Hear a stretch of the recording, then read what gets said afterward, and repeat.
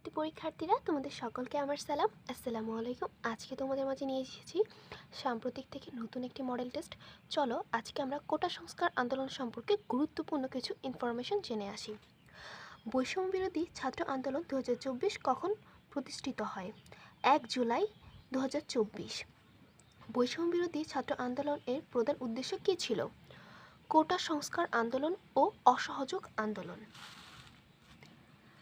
Bangla bracket কর্মসূচি কখন পালন করা হয়? 7 জুলাই 2024 পালন করা হয়।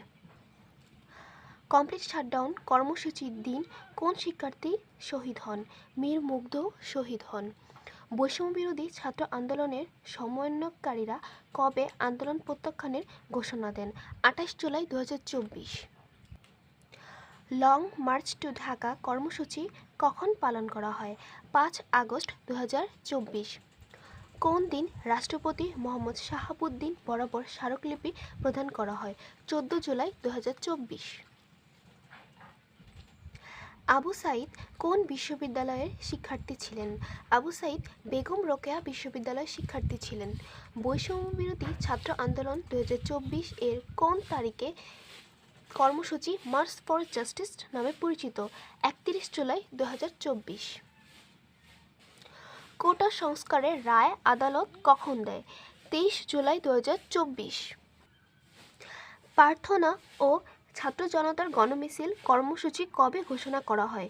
2 আগস্ট 2024। বৈষম্য বিরোধী ছাত্র আন্দোলনের শেষ কর্মসূচি কোনটি ছিল?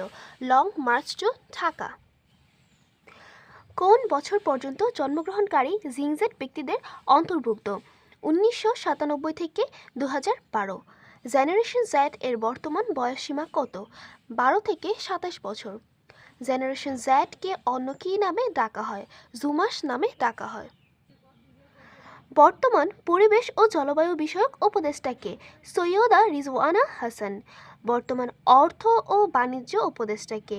সালেহ উদ্দিন আহমেদ।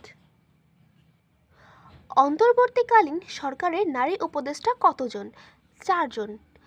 ডক্টর ইউনূস প্রধান উপদেষ্টা হওয়ার পর কোন দেশে প্রথম সফর করেন? যুক্তরাষ্ট্রে প্রথম সফর করেন। জেনারেশন জেড এর পরের প্রজন্মের নাম কি? Generation alpha.